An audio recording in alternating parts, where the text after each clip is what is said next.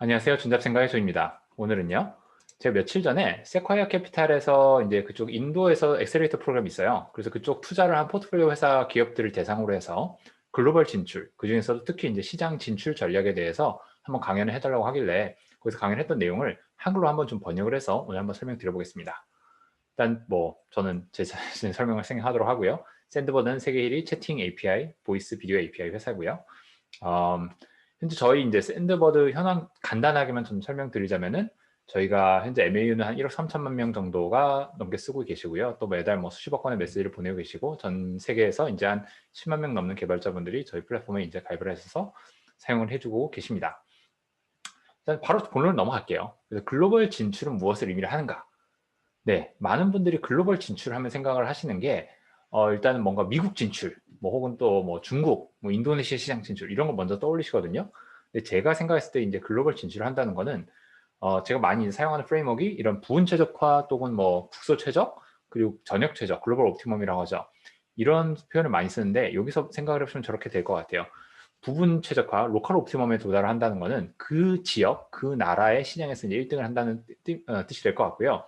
전역 최적을 한다는 것은 이 제품은 정말 글로벌리 모든 시장에서 통용될 수 있을 정도로 잘 만들었기 때문에 어느 시장에서도 잘 먹히고 그래서 가장 아마도 그 제품으로서 도달할 수 있는 또 회사로서 도달할 수 있는 최고의 경지에 도달한 거를 이제 그 글로벌 옵티멈이라고 생각을 했었을 때 결국 글로벌 시장에 진출한다는 건 최대한 많은 시장에 먹힐 수 있는 일종의 이제 일반 해를 찾아 나가는 과정이라고 생각을 하시면 될 것 같습니다. 그래서 이제 글로벌 진출의 반대는 많은 회사들이 이런 전략을 취하는데 지역적 차익거래, geographic arbitrage라고 하는데 말하자면 미국에 있는 거 이거 요새 이런 거 유행하던데 한국 한번 들여볼까? 혹은 뭐 중국에서 이런 거 뜬대. 그래서 우리도 이런 거 한번 내수해보자. 이런 것들은 이제 geographic arbitrage라고 하죠. 딴 데서 본 좋은 거를 뭐 그게 없는 시장으로 갖고 들어오는 거. 두 번째가 이제 패스트 팔로우 전략들. 저기 보니까 저런 모델이 있는데 우리 비슷한 거 한번 만들어서 좀 더 뭐 빠르게 싸게 혹은 낮게 해서 한번 제공을 한번 해보자. 특히 이제 싸게라는 쪽으로 가는 경우가 많이 있고요. 이런 것도 이제 흔한 패스트 팔로우 전략인데 이게 전형적으로 글로벌 옵티멈으로 해서 반대 방향, 그 로컬 옵티멈으로 가는 전략이죠. 거기 최대한 빨리 가는 전략. 그렇게 생각했었을 때 이제 글로벌 시장이라는 문맥에서 우리 사업을 한번 그 리이매진 해보자는 거죠. 네, 그래서 제가 제일 많이 쓰는 프레임워크가 이제 2PM 프레임워크인데 사업을 이제 쭉 살펴볼 때요.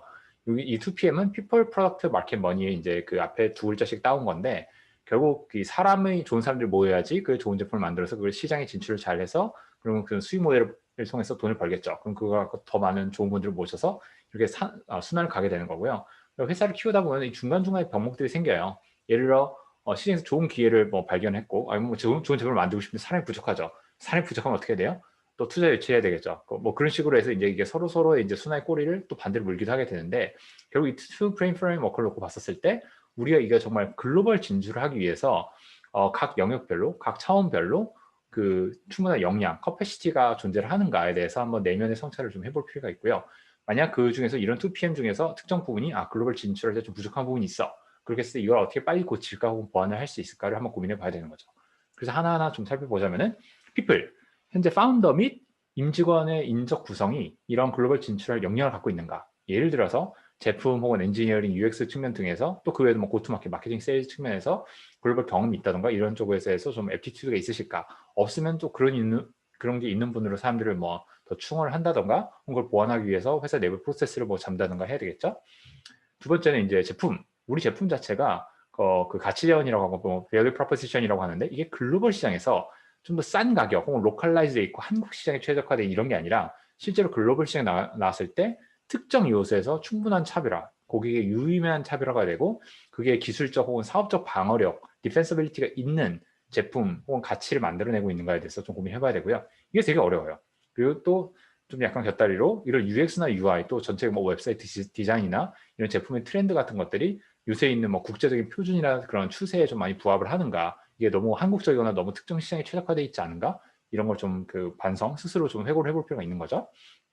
고트마켓 관점에서는 우리가 갖고 있는 마케팅 혹은 세일즈 엔진이 이제 글로벌 시장에서 좀 제대로 된 방법으로 접근할 수 있는가? 그 나라의 문화 혹은 또 글로벌에 통용될 수 있는 그런 비즈니스 프로토콜에 맞춰서 좀 진행을 하고 있는가? 또 실제로 그 시장에 진출했을 때 필요한 현지 인력들은 또 잘 갖추고 있는가?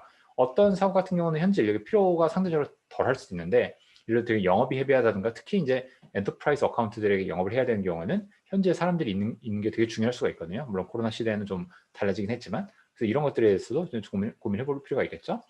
그 다음에 이제 2PM 프레임워크에서 돈, 결국 우리 사업 모델 혹은 가격 정책 등이 글로벌 환경에서 동작할 수 있게끔 되어 있는가. 이게 생각보다 가격이라든가 뭐 견적이라든가 이런 많은 것들이 그날의 문화적 특색에 많이 타겟 진화를 한 경우들이 있어요. 그래서 우리가 갖고 있는 그런 수익 모델이 글로벌리도 먹힐 수 있는가? 요새 글로벌 추세 트렌드는 어떻게 되어 있는가? 그다음에 또 글로벌 시장에서 실제로 그 시장에서 이제 네트워크를 확보를 해야 될 거잖아요. 그게 뭐 클라이언트가 됐던 파트너십이 됐던 인재가 됐던 거기 필요한 이제 네트워크를 위해서 충분한 그런 자금 또 적절한 투자자를 갖고 있는가 이런 것들에서 좀 고민해 봐야 되겠죠. 네, 그렇게 해서 일단 2PM을 한번 간단히 살펴봤는데 여기서 되게 중요한 거는 결국 그 창업자들, 초기 기업의 스타트업일 경우는 창업자들이 전면에서 리드할 필요가 있어요. 이분들이 이제 한국에 계시면서 미국 시장 좋다는데 뭐 웹브라우저 인터넷 구글링 한 거 갖고 미국 시장 진출해자 하면 열에 9은 실패하고요. 간혹가다 잘 된 경우가 있을 수 있어요. 그 사업 모델 자체가 되게 그 현지 문화에 이제 의존성이 높지 않은 사업이라 그런 것들은 좀 가능할 수 있는데 대부분의 경우에는요. 현지에서 이제 진두지휘하면서 가야 되는 경우가 많고요. 그래서 저는 이때 이제 따져봐야 될 것들 결국 그 창업자들 리더들이 고객이 있는 곳에 최대한 가까이 있는 게 중요할 거고요. 그 외에도 이제 임직원에 가까이 있고 투자자에 가까이 있는 곳에 있어야 되겠죠. 근데 만약 고객은 미국인데 임직원이 한국에 투자자 한국에 있으면 생각보다 어려울 거예요. 그래서 결국은 이게 이제 그런 식으로 무게중심을 놓고 좀 봐야 되는데 저 같은 경우는 이제 고객이 있는 곳에 제일 가까이 가라는 걸 당연히 추천을 드리고 싶고요. 그럼 임직원은 어차피 회사가 커지면 분산될 수가 있거든요. 그때 많이 돌아다닐 수밖에 없고 투자자는 아무래도 이제 고객과 가까이 있는 투자자들은 좀 더 많이 도움이 되겠죠. 근데 꼭 아니더라도 어떻게든 뭐 해내야 되니까. 여기서 포인트는 창업자들이 최대한 고객에 가까운 곳에 있는 것을 저는 추천드립니다. 그다음에 이제 그 고투마켓에 대해서 좀 살펴볼 건데요. 초기에 그 마케팅 엔진을 좀 설명드려볼게요. 이 회사 커졌을 때는 전혀 다르고 전문적인 조직으로 경영을 해야 되겠지만 초기 이제 샌드버는 이런 식으로 해서 마케팅이 좀 잘 됐다. 좀 설명을 드려볼게요. 일단은 가설 주도형 마케팅이라고 좀 표현을 했는데 영어로 치면 뭐 hypothesis driven인데 이게 아직 데이터라든가 에비던스가 부족해요. 준거나 근거 기준이 좀 부족할 때는 결국 가설을 갖고 접근해야 되잖아요. 중요한 거는 가설을 갖고 있어야 된다는 게 되게 중요하고요. 그래서 가장 기본적인 마케팅 그 정서 있잖아요. STP, Segmentation, Targeting, Positioning. 결국 우리가 고객들을 어떻게 정의를 하고 처음에 정의가 정할 수 없거든요. 그래서 어떤 식으로 기준을 좀 정의를 하고 어떻게 타겟팅하고 그 속에서 우리가 어떤 차별화 포인트 갖고 포지셔닝 할 것인가. 왜냐면 글로벌로 가야 되잖아요. 그러니까 해외에 있는 걸 갖고 들어오는 게 아니잖아요. 그러니까 반대로 이제 글로벌 시장에서 어떤 식으로 타겟을 할 것인가. 이거에 대해서 저도 가설을 갖고 시작을 해야 되는 것 같고요. 그 다음에 이걸 빨리 만들어야 돼. ICP를 빨리 만들어야 되는데 ICP는 이제 아이디어 커스터머 프로파일이라고 해서 우리를 구매하는 사람 또 그 사용하는 사람 이런 것들에서 이제 프로파일을 페르소나를 정리를 한 거거든요. 근데 이거에서 값을 갖고 있어야 되겠죠. 예를 들어 샌드바드 같은 경우는 대부분 어느 정도 그 회사들에서 이제 VP 오브 엔지니어링이나 VP 오브 프로덕트 매니지먼트 쪽에서 저희를 대부분 많이 검토를 하고요. 대부분 PM 쪽에서 저희를 좀 더 챔피언이 되는 경향이 많고 엔지니어링 쪽에서는 약간 쓰자 말자에 대해서 의사결정을 하는 테크니컬 바이어 혹은 디시전 메이커 되는 경우가 상당히 많이 있고 그런 사람들이 이제 딜 사이즈가 어떻게 되고 대부분 뭐 고객들 퀄리파잉 할 때 유저 사이즈라든가 회사의 펀딩 상태라든가 이런 것들 여러 가지 봐야 되잖아요. 그런 것들을 이제 종합을 해서 ICP를 만들어 가는데 처음엔 당연히 그 자료가 부족하고 정보가 부족하니까 어느 정도 가설을 갖고 이런 거 아닐까 해서 좀 가설을 갖고 테스트를 해보고 아니면 ICP를 약간 수정하고 그래서 이런 식으로 일단 이걸 정의를 갖고 시작을 해야 되고요. 그 다음에 이거를 가지고 해서 이제 워터링 홀들을 찾아야 돼요. 이 워터링 홀이란 게 결국 이런 이상적인 고객들, 잠재 고객들이 행아웃하는 곳들이죠. 이게 뭐 온라인 특정 커뮤니티, 뭐 클리앙일 수도 있고 예를 들어 혹은 특정 사이트나 뭐 검색 엔진 특정 키워드라든가 어떤 잡지일 수도 있고 오프라인 컨퍼런스도 있고 있을 수도 있잖아요. 그래서 결국 이런 사람들이 많이 모이고 거기서 어디서 사람들이 정보를 얻고 어떤 식으로 얻는가 이런 것들에서 파악을 해야 된다는 거죠. 그 다음에 이 본인들이 이제 그 풀고자 하는 문제에 따라서 어떤 경우는요 고객들이 이걸 풀 수 있다는 상상 자체를 못하는 경우도 있어요. 그리고 어떤 경우는 이런 분들이 회사 안에 꼭꼭꼭꼭 숨어 있는 내부 조직일 수도 있거든요. 그래서 외부에 전혀 접점이 없는. 그래서 결국 이분들이 이제 여러분들을 찾아갈 때 뭐 검색을 해서 되게 여러분들을 찾아가는 형태로 이제 그 사업의 어떻게 보면 모델이 좀 성립이 되어 있는지 아니면은 여러분들이 그 고객을 어떻게든 발견해내서 아웃바운드에서 찾아가야 되는지를 그 빨리 파악하는 것도 되게 중요하고요. 그래서 인바운드냐 아웃바운드냐도 빨리 파악을 하셔야 되고 아까 말씀드린 대로 만약 아웃바운드를 해야 될 경우에는 이분들이 조직 안에 꼭꼭 숨겨 있는 경우는요 굉장히 좀 스트러글 할 수 있어요. 근데 이제 만약에 조직의 외부랑도 인터랙션이 많은 부서 같은 경우들은 좀 더 손쉽게 예를 들어 뭐 마케팅 조직, 세일즈 조직 이런 경우는 그런 거 해당되겠죠. 그럴 때는 좀 더 아웃바운드를 하기 편할 거고요. 그래서 이 초기 스테이지에 인바운드 엔진, 그러니까 안으로 트래픽이 들어오고 고객 문의가 들어오는 엔진을 만들어야 될 거잖아요. 초기에 이제 특히 자금이 부족한 회사들이 좀 장기적인 투자이긴 하지만 잘 만들어놓으면 너무나도 쓸모가 있는 게 컨텐츠랑 검색 엔진 최적화, 서치 엔진 옵티마이제이션이죠. 이 두 가지에 투자하는 건 저희는 추천드리고요. 저희도 여기서 많은 좀 성공을 맛을 봤다고 해야 될까요? 일단은 중요한 게 온라인상에서 고객들이 어떤 키워드를 검색을 하는가 사전조사를 많이 하셔야 돼요. 사실 요새 뭐 보니까 유튜버 분들도 잘하시는 분들은 인기 있는 키워드를 몇 가지 찾아서 그걸 조합해서 컨텐츠 만든다고 하더라고요. 불행히도 저는 굉장히 인기 없는 컨텐츠 갖고 이제 만들고 있는데 예, 대중적이지도 않고. 근데 아무튼 포인트는 여러분들의 고객이 여러분들의 제품을 찾기 위해서 찾는 키워드들이 있을 거예요. 예를 들어 샌드버는 초창기에 저희 막 그렇게 얘기했거든요. 우리는 뭐 리얼타임 커뮤니케이션 솔루션이야. 근데 그 누구도 구글 그 검색 엔진에서 리얼타임 커뮤니케이션 솔루션을 검색해서 저희 걸 찾을 거라 기대를 하지 않고 그런 키워드 검색하지 않아요. 근데 예를 들어 저희 뭐 챗 API라든가 뭐 메시징 SDK라든가 이렇게 굉장히 구체적인 저희를 아이디어 커스터머 프로파일들이 엔지니어인 분들이 많다 보니까 그래서 그런 챗 API 이런 쪽 키워드로 중심으로 먼저 이제 그 사이트를 이제 개편해 나갔고 그렇게 해서 웹사이트 및 모든 하위 페이지들을 싹 다 전면적으로 메타 태그 다 보고 헤딩 제대로 돼 있는가 이미지 알트 태그 붙어 있는가 이런 것들 전면적으로 그 조사를 해갖고 자바스크립트 압축도 시켜주고 캐싱도 시켜주고 해서 SEO 분석기 같은 걸 통해서 계속 점수를 매겨가면서 했어요. 그리고 한 두세 개 정도 되면 서로 이제 그 분석기마다 좀 보는 것들이 다르거든요. 그래서 여러 가지를 이제 매칭을 해가지고 그 이제 최적화를 했었고요. 그렇게 해서 웹사이트랑 이제 하위 페이지 다 최적화한 다음에 그 다음에는 관련된 키워드를 블로그들도 초반에 되게 많이 썼었어요. 그래서 이거를 저희가 처음에 YC 들어가서 2016년 1월부터 거의 쭉 해왔는데 3월 정도부터 그러니까 3개월 걸린 거죠. 그때부터는 약간 구글 그 검색 페이지 랭크에서 약간씩 페이지에 등장하기 시작하고 거의 6개월 정도 됐었을 때는 첫 페이지에서 상위권에 이제 올라가기까지 됐었는데 굉장히 꾸준히 오래 하셔야 되고요. 그게 그냥 키워드 당연히 단순 반복한다고 되는 게 아니라 관련된 컨텐츠를 다양하게 쓰고 또 사람들이 뭐 링크도 걸게끔 하고 다른 데 포스팅도 좀 하고 이런 식으로 해서 계속 그 레퍼럴들을 늘려야 되겠죠. 예, 그렇게 해서 그리고 한 가지 더 추천드린 게 이런 컨텐츠를 막 만들잖아요. 그러면은 여러분들이 아까 말씀드린 그 아이디어 커스터머 프로파일들이 가는 워터링 홀들 그런 것 중에서 니치 커뮤니티를 잘 발굴하시면 좋아요. 샌드버드 같은 경우는 몇 가지 개발자 커뮤니티를 좀 잘 찾아내가지고 거기 중심으로 개발자 그 운영자들과도 커뮤니케이션 해가면서 거기 컨텐츠도 올리고 또 프로덕트 컨텐츠도 올리고 이런 식으로 하면서 했었는데 이런 것들이 생각보다 그 광고 단가라든가 뭐 혹은 뭐 무료인 경우도 많이 있고요. 그리고 생각보다 트래픽들이 꾸준하게 들어올 수 있는데 전체적인 볼륨은 크지 않을 거예요. 그래서 이게 회사가 정말 스케일업 할 때는 사실은 큰 효과가 크진 않을 수 있는데 초반에 그 시드를 만들어나고 고객들이 그 초반에 시딩을 할 때는 굉장히 좀 유용할 수 있다. 네. 그 다음에 잠깐 SEO 하면서 그 웹사이트 말씀드렸었는데 초반에 저희가 이제 웹사이트를 만들 때 저를 원래 B2C 출신이다 보니까 B2B로 올 때 좀 고생을 많이 했었거든요. 고민을 많이 했는데 그때 YC에서 케빈 헤일이라고 이제 파트너가 저희를 앉혀놓고 웹사이트 띄우면서 하나하나 짚어주더라고요. 근데 지금 돌이켜보면 되게 뭐 어떻게 보면 당연한 얘기들인데 그 당시에는 이 구조 프레임워크가 되게 좀 간단하고도 되게 명확해서 인상적이어서 좀 그 여러분들께도 공유를 드리고 싶은데요.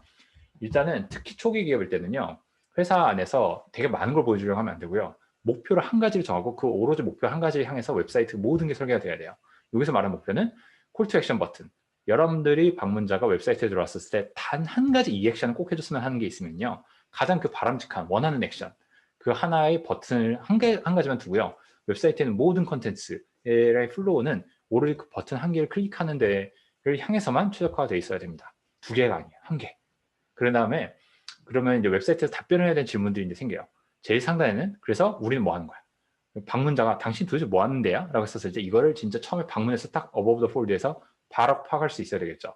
여러분의 제품 솔루션이 뭐 하는 건지 정말 단순하고 굉장히 구체적으로 막 추상적으로 쓰지 마시고요. 명료하게 표현해서 이거 하는 데구나. 그거를 바로 진짜 직관적으로 파악할 수 있도록 최상단에서 답변을 해줘야 되고요.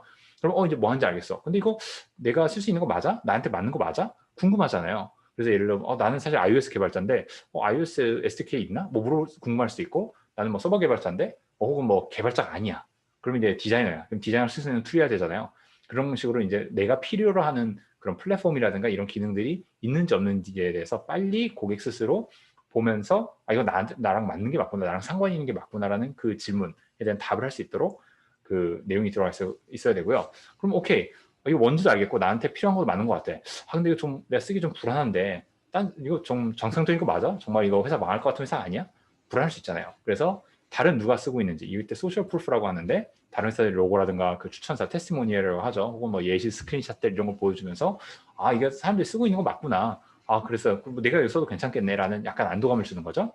그러면은 쓰고는 싶은데 이제 써도 될 것 같은데 근데 이거 비싼 거 아니야? 얼마지? 막 궁금할 수 있잖아요. 그래서 도대체 얼마지? 혹은 뭐 돈을 내는 게 아니라도 내가 무슨 대가를 치러야 되지? 알고 보니 뭐 이메일에서 뭐 해야 되는 거 아니야? 마케팅 잔뜩 해야 되는 거 아니야? 설문조사 해야 되는 거 여러 가지 궁금증이 있을 수 있잖아요. 그래서 what's the catch라고 하는데 결국 그렇게 해서 내가 쓰고 싶어. 그런데 얼마지라는 거에 대해서 답변을 해줘야 되는 거고요. 예. 그 다음에 이렇게 다 봤는데 좀 궁금증이 있어. 몇 가지 좀 궁금한 게 있는데 이건 어디서 물어보셨을 때 나머지가 캐치홀이 아래에 있는 거죠. 그랬을 때 이제 뭐 영업팀에다 문의한다든가 고객 상담을 한다든가 여기 가서 문서를 더 읽어보시면 더 자세한 내용이 있습니다. FAQ가 있다든가 이런 식으로 해서 약간 빠져나가서 나머지 커버할 수 있는 구멍을 만들어 두는 거고요. 네, 이런 식으로 이제 웹사이트를 구성을 하시면 되고 그 다음에 초기에 이제 아웃바운드 엔진을 만들어야 되잖아요. 또 저희 거 쓰세요. 왜냐면 우리가 존재하는지 아무도 모르니까 여기저기 이제 문의해서 저희 거 쓰세요, 저희 거 쓰세요 이런 거 만들어서 되게 쿨하게 한번 살펴보세요 해야 되잖아요. 그래서 이메일 잘 쓰고 컨텐츠 만들어내고 또 슬라이드 덱 보내야 되고 하는데 이 이메일을 쓸 때요. 되게 좋은 방법이 앞서 웹사이트에서 답변했던 내용들 있잖아요.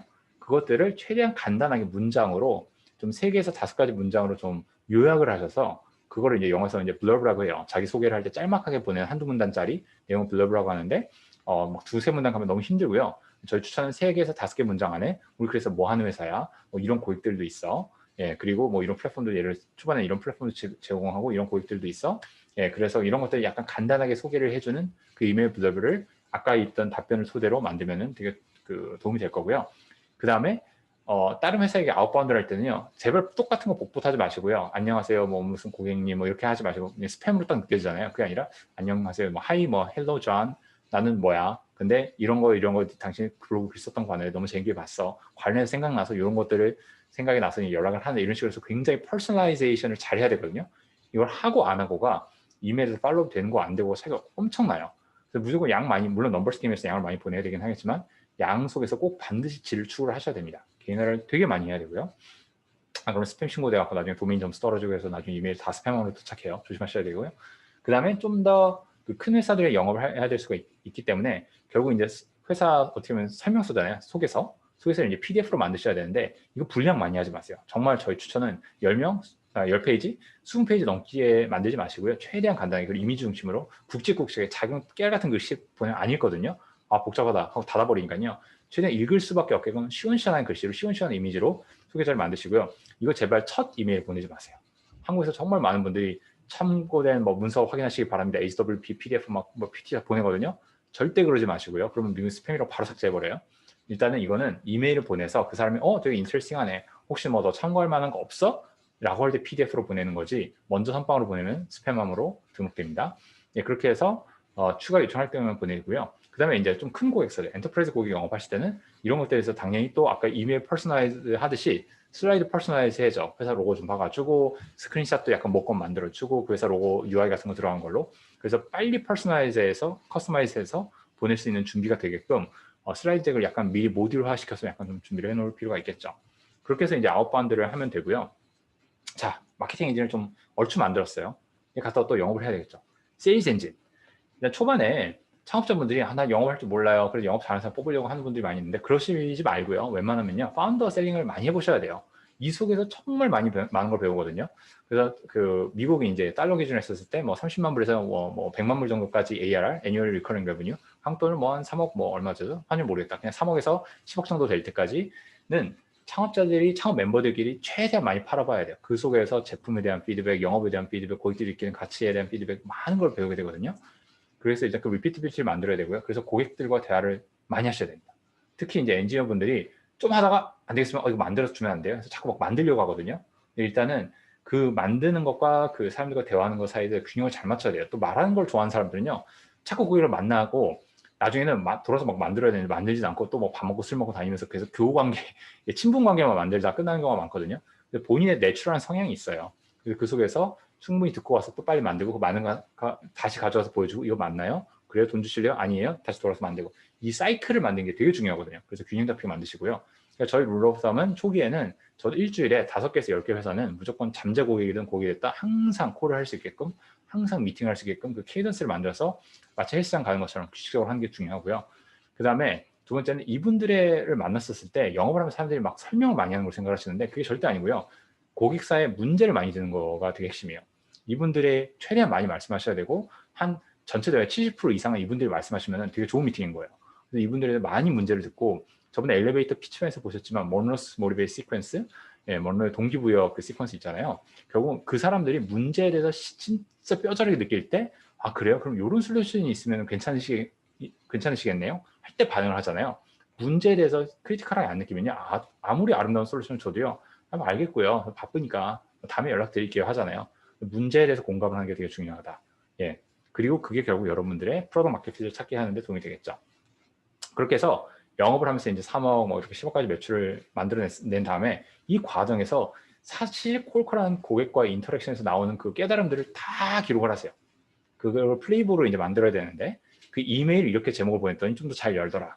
예, 본문 중에서 이런 식으로 인사말 했더니 좀 더 사람들이 더 읽고 뭐 첨부된 파일을 뭐 다운받더라. 이런 것들. 또 본문 중에서 아까 말씀드린 블러브 부분을 어떻게 쓰니까 더 잘 반응이 나오더라. 예, 또 전화할 때, 콜할 때, 미팅할 때 스크립트는 어떤 식으로 왔더니 사람들이 잘 반응이 오고, 주로 어떤 오브젝션을 하는데 그걸 어떻게 핸들링 해야 되고, 이런 식으로 반대할 때 이렇게 핸들링 해야 되고, 이걸 싹 다 최대한 다 정리하셔요. 가격할 때는 이렇게 했더니 사람들이 가격 비싸대, 이렇게 했더니 안 비싸대, 그럼 이 사람들이 뭐랑 비교하는가, 이런 것들 다 좀 최대한 좀 문서를 정리하신 다음에요, 그걸 플레이북으로 만들고요. 자, 그럼 이제 어느 정도 영업 되기 시작하니까 첫 영업팀을 꾸릴 때가 됐어요. 그래서 쌍둥이, 새 쌍둥이라는 표현을 써놨는데, 일단은 어느 정도 이제 창업자들이 가서 이제 이렇게 하면 좀 영업이 되는 것 같아. 반복적으로 되는 것 같아. 너무 막 기교를 안 부려도 되는 것 같아. 해서 플레이북이 나오잖아요. 그때 이제 영업사원을 쌍둥이 혹은 새 쌍둥이를 뽑아야 돼요. 진짜 쌍둥이 뽑으라는 게 아니라 2명 혹은 3명을 뽑으시라는 말이고요. 그렇게 해서 서로 벤치마킹을 많이 해봐야 돼요. 초반에 누가 들어왔어요? 잘 되잖아요. 그럼 이 사람이 개인기가 좋은 건지 플레이북이 좋은 건지 그래서 프로덕트 마켓 핏이 좋은 건지 전혀 알 수가 없어요. 못해도 이 사람이 개인 문제인지 회사 문제인지 뭐 모르거든요. 두 명 혹은 세 쌍둥이를 뽑으면은 같은 시기에 시작해서 같이 제품을 한 대 팔잖아요. 그리고 이게 플레이북의 허점인지 개인의 허점인지 프로세스의 허점인지 등등등이 이제 많은 것들이 빨리 발견이 되거든요. 그래서 비슷한 시기에 짜르락 뽑아서 같이 한번 돌려봐야 되고요. 그렇게 해서 마음의 준비를 하셔야 되는 게, 플레이북을 아무리 완벽하게 만들었다고 생각을 하셔도 많이 뜯어고치게 돼요. 왜냐면은 영업을 하시는 분들은 창업자들의 스웩이 없거든요. 무슨 말이냐면 가서 미팅 가서 그거 저희가 그럼 빨리 가서 만들어 드릴게요. 못 지르죠. 질러도 안 되고요. 예, 그리고 저희가 회사 차원에서 꼭 한번 해드리도록 하겠습니다. 이런 식으로 약속을 못 해요. 해도 큰일 나고요. 그러니까 결국은 이 창업자들과 영업사원들 사이에서 역할에서 오는 그 차이가 있기 때문에 이분들의 피드백을 통해서 이게 이렇게 문의가 오면은 이런 식으로 들어서 빨리 얘기해서 돌려보낼 수 있는 프로세스를 잡아야 되겠구나. 이런 피드백이 왔었을 때 어떻게 경중을 따지는구나. 이런 것들 같이 프로세스를 만들어 나가야 되겠죠. 그래서 플레이북이 많이 좀 진화를 하게 될 거고요. 그 다음에 사람이 2명, 3명만 돼도요. 견적을 낼 때 사람의 개인의 감정이나 개인의 판단이 많이 반영이 될 수가 있어요. 2~3명이다 보니까 판단이 다 다를 수가 있잖아요. 그래서 가격 계산기, 프라이싱 칼큘레이터 같은 걸 빨리 만드셔서 최대한 단순하게 만드셔서 저도 나가는 견적서에 대해서 일관성이 있어야 돼요. 왜냐면 이분들이 협상을 하거나 그럼 그건 너무 많으니까 일단 10개에서 대신 2개만 살게요 했었을 때 그 변동에 대해서 일관성이 있어야 되잖아요. 누구한테 물어봤는 걸까에 따라서 가격 차이가 나면 안 되니까. 그래서 가격 계산기를 빨리 하는 게 만드시는 게 정말 중요하고요. 그래서 만약에 세 쌍둥이 뽑았는데 2명 이상이 목표, 그 쿼타라고 하는데, 예를 들어 이 사람들이 5억을 팔아야 돼요. 근데 다들 꾸준하게 4억 이상을 다 팔아와. 그러면 이때는 이거 리피터빌리티가 생기는 거죠. 항상 세일즈에 중요한 거. Is it repeatable? Is it scalable? 리피터빌리티가 생기잖아요. 그럼 이제 스케일을 할 수 있는 사람을 찾아야 되겠죠. 이때 세일즈 리더를 찾기 되게 적절한 시기가 되고요. 그래서 이때 회사들이 이제 많은 헤드 오브 세일즈 혹은 VP 오브 세일즈 여러 가지 이제 타이틀을 쓰지만 결국 영업 총괄을 한 사람을 뽑기 시작하죠. 이런 사람들의 특징은 특히 작은 스타트업에 올 때는요, 선수 겸 코치라고 영어에서는 이제 플레이어 코치라고 하는데, 이런 사람들 플러스 그 이상의 포텐셜이 있거나 프루븐 포인트가 있는 사람들을 모셔야 되는데, 이때 이제 핵심은 이제 회사 안에서 아까 말씀드린 어느 정도 좀 반복 가능한 리피터블한 영업 프로세스랑 플레이북이 좀 나왔고, 세일즈 그 사람들이 한 2~3명 정도 쿼터를 히트하기 시작할 때, 그럼 회사가 대충 한 1밀리언 ARR 얹어질 수가 있어요. 빠르면 5억일 수도 있고, 비싸면 많을 때는 한 20억일 수도 넘어갈 수 있는데, 이때는 이제 영업 총괄을 적극적으로 찾아야 되죠. 근데 뽑는데 3에서 6개월은 기본으로 걸리기 때문에 미리 이제 뽑기 시작해야 돼요. 이게 넘겠다 싶으면 이미 프로세스 시작해서 뽑기 시작해야 되는 거고요. 이때 볼 때 중요한 게, 이분들이 영업 딜을 잘 클로징하는가도 봐야 되겠지만, 대부분 진짜 헤드 오브 세일즈 잘하시는 분들은 당연히 영업은 너무 잘했던 분들이에요. 다 미국에서는 프레지던트 클럽이라고 해서 쿼타 100% 넘기는 사람들이 이제 따로 어디 트립 가고 하고 상 받고 하는 거 있거든요. 그런 거도 나는 5년 중에서 4년 동안 프레지던트 클럽에서 이런 사람들이 이제 대부분 헤드 오브 세일즈로 이제 야망을 갖고 하는데, 이때 중요한 게 이분들이 팀 빌딩, 조직 스케일링 경험을 얼마큼 했는가를 잘 보셔야 돼요. 그거 어떻게 보냐? 이 사람이 어떤 회사에, 특히 스타트업이겠죠?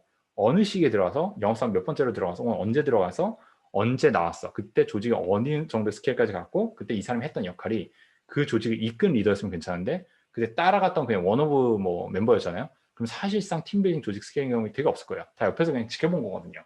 그러면 실제로 학습이 되게 안 될 수 있기 때문에 팀빌딩 조직 스케일링 경험이 있는 걸 봐야 되고, 그 다음에 두 번째는 고객 세그먼트, 어떤 세그먼트에 영업했는가 되게 중요한데, 예를 들어 우리가 되게 큰 대기업의 중심을 팔아야 돼요. 그럼 프로큐어먼트, 뭐 구매 조달부터 해서 리갈, 그 법률 등등 굉장히 많은 그 복잡한 세일즈 모션을 많이 해봐야 되는데, 이런 걸 팔아야 되는데 과거에서 뭐 SMB를 대상으로 정말 그 가랑비 옷젖을 정말 많은 회사들이 깨알같이 쭉 팔던 거를 너무 잘했던 사람이 오잖아요. 굉장히 또 적응이 힘들어요. 결국은 고객 세그먼트에게 뭐 셀링 프로세스, 뭐 셀링 모션을 비슷한 거를 경험해 보신 분을 찾는 게 되게 중요하고요. 물론 거기 플러스 우리의 타겟 고객, 예를 들어 개발자면 개발자, 뭐 디자이너면 디자이너, 마케터면 마케터, 이런 것들에서 같은 타이틀한테까지 팔아왔으면 금상첨화겠죠. 그냥 그런 경우가 많지는 않을 거라서 일단 고객 세그먼트는 그 셀링 모션에 대해서 이해가 있는가.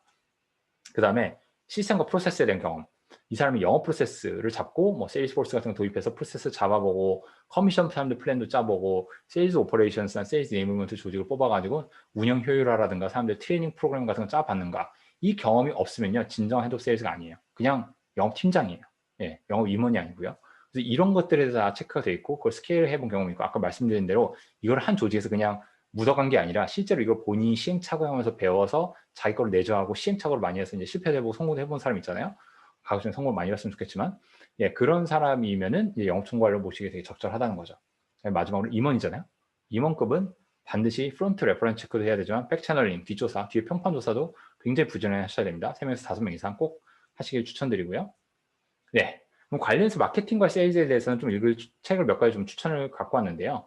자, 미국에서 이동에서 바이블처럼 많이 보는 게 프리딕티블 레븐이랑 뭐 세일즈 엑셀레이션 포뮬라, 이건 세일즈 관련해서 좀 많이 보고요. 근데 전반적으로 회사 스타트업 스케일링 하는 건 뭐 엘라드 길이 쓴 하이 그로스 핸드북, 마케팅 고전이죠. 크로싱 더 캐즘을 넘어서, 이거는 그냥 고전에서 넣어놨고요. 또 세일즈와 저 챌린저 세일즈 한번 꼭 보시고, 그다음에 트랙션이 이제 전반적으로 이제 고트마켓, 이제 특히 뭐 마케팅 쪽 같은 부분 좀 다른 책들인데요. 이걸 전반적으로 보시면 약간 실리콘밸리에서 이런 식으로 많이 하는구나에 대해서 파악하실 때 도움이 될 것 같습니다. 그다음에 이제 YC의 중요한 만트라, 아까 말씀드린 대로 톡 투 커스터머 빌드 프로덕트, 이 사이의 균형이 되게 중요하고요. 특히 이제 회사를 스케일링 할 때 너무 빨리 시스템을 넘어가는 경우가 있어요. 정성을 잃어버리고. 그래서 저 에세이를 꼭 한번 읽어보세요. Do things that don't scale이라고 해서, 예, 맞죠? 당연히 돈 스케일한 걸 왜 해? 스케일러블한 거 해야 되는 거 아니야 생각할 수 있는데, 그 얘기 아니고요. 최대한 회사 스케일하는 동안에서도 결국 그 개개인의 휴먼 터치라든가 이런 것들을 놓지 말고 본질을 잃지 말라는 얘기인데요. 저 에세이도 한번 시간 되시면 읽어보시길 바랍니다. 번역이 본이 있는지 모르겠어요. 네, 그러면 이제 여러 가지 이제 방법론들 설명드렸고요. 그럼 우리 회사가 실제로 제대로 크고 있는가 궁금하잖아요. B2B SaaS 매트릭스 가이드라인 한번 만들어 보았습니다. 탑라인 매트릭은 말 그대로 그 매출이라든가 성장세에 대한 거고요. Annual Recurring Revenue 기준으로 회사 스테이지에 따라서 50%에서 뭐 많으면 200% 사이 언저리 이상으로만 성장하면 괜찮은데 초기일수록 빨리 성장해야 되죠. 그래서 TT, DD, 트리플, 더블이라고, 예, 매년 3배, 2배, 2배 성장하면 1조짜리 회사가 되거든요. 예, 그런 이제 성장 페이스로 가는 글들이 있지만 초기에서는요, 1년에 2배 이상 꾸준히 성장을 해야 되고요. 저희처럼 그로스 스테이지 넘어가면 50%에서 100% 정도 사이로만 꾸준히 성장을 해줘도 결국 뭐 유니콘에 도달한다라는 말씀을 드리고 싶고요. 그 다음에 이제 Net New ARR, New Upsell, Churn, Downsell 네 가지를 이제 그 각각 개별적으로 다 트래킹 하시면서 그 사이의 비율이라든가 New 대 Upsell의 비율은 어떻게 된가, Churn 대 Downsell의 비율은 어떻게 된가, 이런 것들을 계속 측정하시면서 가셔야 되고요. 그 다음에 이거는 그로스 달러 리텐션은 이렇게 생각하시면 될 것 같아요. 첫 해 어떤 고객이 100달러를 냈어요.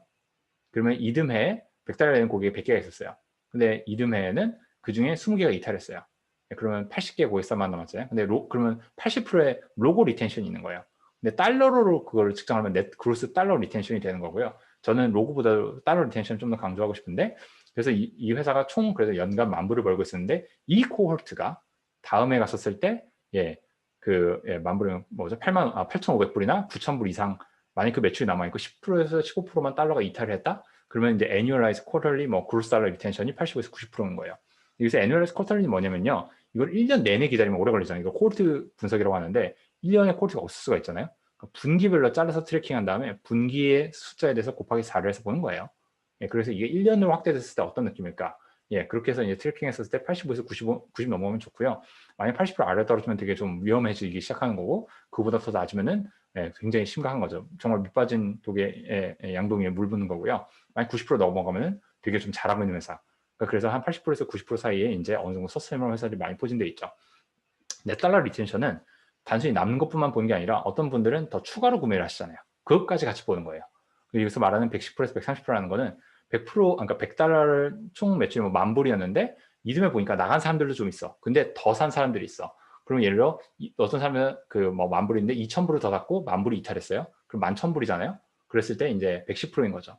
그래서 넷 달러 리텐션이 110에서 130% 사이면은 상당히 좋은 거고요. 130% 넘어가면 거의 뭐 그냥 전설적인 급이 되는 건데 아주 초기에는 저게 순간적으로 높을 수가 있어요. 회사 뭐 매출 100억 넘어가기 시작하고 이러면은 아무래도 저게 이제 어느 정도 그 자기 회사 이제 DNA를 따라가게 되는데 넷 달러 리텐션이 110에서 130 사이면은 상당히 훌륭하다. 저게 100% 아래면요 큰일 납니다. 네. 두 번째는 이제 효율성 매트릭인데 마진과 현금 사용 같은 거였죠. 그로스 마진은 사스 같은 경우는 총 매출에서 뭐 클라우드 비용도 커스터머 석세스 비용 이런 거 뭐 그 외에 뭐 결제 수수료 이런 걸 뺀 비용인데요. 그러면 그게 한 최소 60%는 넘어야지 사스 회사로서는 뭐 투자를 받든 뭔가 할 수 있고요. 트윌리오나 이런 데처럼 이제 이 통사에 뭔가를 따로 지불해야 된다든가 이럴 때는 예외적으로 50%대 가도 괜찮긴 해요. 근데 순수하게 퓨어 사스 플레이 같은 경우는 60% 이하로 좀 위험하고요. 정말 웹사이트에서 그냥 가입해서 쓰는 여러분들이 쓰는 생산성 툴이나 협업 툴 있죠. 이런 거는 80%, 85% 이하로 떨어지면 투자자들이 막 이상하게 생각을 해요. 인프라스트럭처 플레이 회사들이 이제 80% 이하로 가도 좀 이해를 받는 편이고요. 참고로 뭐 하드디스크, 웬디스 하드디스크 이런 회사들 한 30% 하거든요. 그러니까 여러분들이 만약에 그로스 마진 30%대라면은 그냥 가서 하드디스크 그냥 하드 파시는 건 똑같은 거예요. 그러니까 여러분들이 만든 소프트웨어 가치가 거의 없다, 인정 못 받는 거니까 그런 것들에서 최대한 그로스 마진을 잘 보호하려고 하는 게 되게 중요하고요. 버런 멀티플이 뭐냐면은 우리 회사가 1달러 ARR을 벌어오기 위해서 얼마를 쓰냐예요. 1달러 ARR을 벌어오기 위해서 1달러 쓰잖아요. 그럼 버런 멀티플 1이죠. 1달러 ARR을 벌어오기 위해서 2달러를 쓰잖아요. 그럼 버런 멀티플이 2겠죠. 예, 그렇게 계산하시는 거고요. 초반에는 저게 높을 수 있어요. 왜냐? R&D도 해야 되고 아직 프로 마케팅 도달전이면은 열심히 이것저것 막 시행착오를 하잖아요. 효율이 떨어지죠. 네, 내 회사에 레버리지도 없고 브랜드도 없고 그러면은 버는 멀티플이 높을 수가 있어요. 가급적 이 ARR을 계속 유지시키시고요. 분기별로 봤었을 때, 연간 전체를 놓고 봤었을 때도 그 다음에 회사 커지면 커질수록 버는 멀티플이 낮아져서 나중에 1 이하로까지 떨어져요. 예, 그러니까 1달러 순환 매출을 벌어오기 위해서 1달러 이하를 써도 된다는 건데 그렇게 계속 회사의 이제 프로덕티브랑 레버리지를 올리는 방향으로 가야 되는데 초기에는 그래서 1.5에서 2보다 아래면 괜찮고 갈수록 이제 1에서 1.5 사이보다 아래인 쪽으로 더 효율화 시켜서 가야 된다. 그 다음에 이것도 한 가지 스타트업에서 트래킹하는 게 현재 회사가 갖고 있는 쌓은 총 ARR이 있을 거예요. 예를 들어 뭐 100억이라고 한번 해볼게요. 근데 누적 지출, 누적 펀드레이징 한 것 중에서 돈을 실제로 순수하게 쓴 비율이 100억을 썼다. 그러면 1이겠죠. 네. 네, 근데 초반에 마찬가지로 좀 더 효율이 떨어질 수 있어요. 예를 들어 뭐 20억을 써서 10억 매출을 만들어냈어요. 그게 괜찮은 거예요. 그럼 0.5거든요. 네, 그렇겠죠. 그래서 그 비율을 보면서 1 이상으로 가게끔 결국은 나중에는 우리가 쓴 돈보다 더 많은 AR이 발생하도록 누적적으로 봤었을 때 이런 걸 트래킹을 VC들이 또 하십니다. 고투마켓 마케팅 세일즈, 커스터머 석세스 등등인데 캡 페이백 피리어드는 커스터머 애쿼지션 코스트의 페이백 피리어드예요. 우리가 마케팅과 세일즈를 예를 들어 뭐 쓴 돈을 다 합쳤을 때 이런 뭐 10,000불을 썼어요. 예, 근데 고객한테서 ARR이 10,000불이 들어왔어요. 그럼 캡 페이백 피리어드는 ARR이니까 애뉴얼이니까 12개월이잖아요. 그럼 12개월 같지만 아니에요. ARR에서 그로스 마진을 곱해야 돼요. 그로스 마진이 예를 들어 70%잖아요. 그러면은 예를 들어 10,000불이면 7,000불이 들어오잖아요. 근데 마케팅에다가 마케팅과 세일즈에 10,000불 썼어요. 그럼 당연히 1년 넘게 걸리겠죠. 그렇게 해서 이게 12개월에서 18개월 이하로 유지하는 게 중요하고요. 만약 9개월, 10개월 정도 됐다? 그럼 또 저세상급 레전드리로 갑니다. 예, 4달 리텐션 뭐 130에서 150% 나온 회사들이랑 비슷한 급이에요. 그게 아닐 경우에서 12에서 18개월 아래로만 유지해도 되는데 저것도 영업하는 고객 세그먼트에 따라 달라요. 엔터프라이즈 회사 같은 경우는 18개월, 24개월 가는 경우도 많이 있고요. S&P 같은 경우는 12개월 넘어가기만 해도 막 이상하다. 너무 오래 걸리는 거죠. 예, 그래서 캡페이 피리어드는 최대한 저렇게 좀 저 사이를 유지하시는 게 중요하고요. LTV, 라이프타임 밸류 오버 캡은 참고로 이 구체적인 뭐 그 포뮬러나 이런 것들 인터넷 상에 찾아보세요. 많이 있습니다. 그리고 라이프타임 밸류 대 캡은 저거는 그냥 이 비율이 있다는 것만 알아보시고요. 3보다 아래면요 문제예요. 3인 적어도 넘어가야 되고요. 5 넘어가면 이건 꽤 괜찮다. 7 정도 되면 와우 하거든요. 그래서 그건 참고하시면 될 것 같고 ACV는 뭐 Annual Contract Value 혹은 Average Contract Value라고 하는데 그건 평균적으로 한 딜을 했었을 때 그 딜이 연간 가치가 얼마인가를 트래킹하는 건데 이거는 그 고객 세그먼트마다 차이가 엄청 크겠죠. 하지만 트래킹을 해야 된다. 이게 시간에 따라서 어떻게 변하는 걸 봐야 된다라는 걸 강조하고 싶고요. 세일즈 사이클은 아까 캡 페이백 피리어드랑 비슷한데 우리가 영업을 하는데 딜 그 어퍼튜니티가 생겼을 때부터 클로징 할 때까지 얼마가 걸리는 건데 이것도 뭐 딜이 작은 딜들, 그러니까 작은 SMB나 미드마켓에서 팔 때는 뭐 몇 개월 안에 3에서 6개월 안에 클로징 돼야 될 거고요. 엔터프라이즈 고객 영업을 할 때는 뭐 12에서 18개월 될 수도 있어요. 그때는 딜 사이즈가 정말 커야 되겠죠. 딜이 천천히 클로징 되니까. 이것도 트래킹 하셔야 된다. 그다음에 윈 레이트. 우리가 딜이 들어갔었을 때 이 딜을 들어갔을 때 그 딜이 클로즈 1, 우리가 이 딜을 클로징에 성공적으로 계약을 성사하는 거의 비율인데 15에서 30% 사이는 넘어가 줘야지 우리 회사가 경쟁력 있는 제품을 팔고 있구나. 그보다 아래 떨어지면 되게 좀 경쟁력이 없는 제품이라는 시그널이 되는 것 같고요. 그게 이제 NPS, 넷 프로모터 스코어죠. 이 같은 경우는 적어도 30은 넘어야 되고 만약 50 넘으면 되게 좋은 거고 70 넘으면 신의 경치. 네, 그렇게 생각하시면 될 것 같습니다. 제품 관련 매트릭들도 뭐 당연히 트래킹 해야 되겠죠. 가장 기본적인 건 뭐예요? 웹사이트 방문하고 그거에서 가입하고 그중에 제품 써보는 사람들, 그걸 유료 전환 사람들 다 트래킹 당연히 해야 될 거고요. 그 외에도 사용량, 인게이지먼트 관련된 매트릭도 좀 트래킹 하시면 좋은데 예를 들어 어떤 지표가 이 지표는 꼭 뭐 가격 정책이나 이런 거랑 꼭 상관은 없게도 돼 있을 수 있는데 요거를 트래킹하면은 실제로 이 고객은 우리 걸 남아서 계속 써. 예를 들어 슬랙 같은 경우는 처음에 메시지 2,000개 이상 넘게 보낸 조직을 트래킹한다고 했잖아요. 그런 식으로. 페이스북은 뭐였죠? 첫 한 달 안에 초대한 사람들의 숫자가 15명인가? 50명인가? 그렇게 돼서 친구들, 애드된 숫자가. 그래서 그 초반에 계속 친구 애드하세요. 친구 애드 했었잖아요. 그런 식으로 그런 매트릭들이 있을 수가 있거든요. 그런 걸 하나 갖고 계시면 좋고, 그게 이제 사스 같은 경우는 당연히 뭐 업타임, 49까지 가면 좋죠. 99.99까지 가면 좋지만 적어도 99.95는 이상 계속 유지를 해줄 수 있어야 되는 것 같고, 그외에 뭐 레이턴시 이런 건 당연히 다 측정을 해야 되는데, 이런 것들은 기본적으로 좀 트래킹을 하셔야 된다 라는 말씀 드리고 싶었고요. 결국은 이 모든 것들을 그냥 운이 좋게 잘 나오는 것들 몇 가지가 있으시지만 결국 보시는 것처럼 이 다양한 것들이 다 좋으려면은 정말 실행을 잘해야 돼요. 협업도 잘하고 여러 가지 조율해가면서 트레이드오프도 하고 예산 여기 좀 늘려가고 여기 예산 좀 당겨가면서 끊임없는 조율의 과정이거든요. 그래서 굉장히 그 실행을 집요하게 릴렌틀레스 좀 끊임없이 실행을 해야 되니까 이걸 잘하셨을 때 좋은 사스 회사를 글로벌 진출을 할 수 있지 않을까 생각이 듭니다. 네, 이상 경청해 주셔서 감사드리고요. 힘들었네요. 그래서 오늘 일단은 그 컨텐츠 끝내기로 하고 혹시 도움이 되셨으면 구독과 좋아요, 알림 설정 꼭 부탁드리고요. 네, 공유는 사랑입니다. 고맙습니다.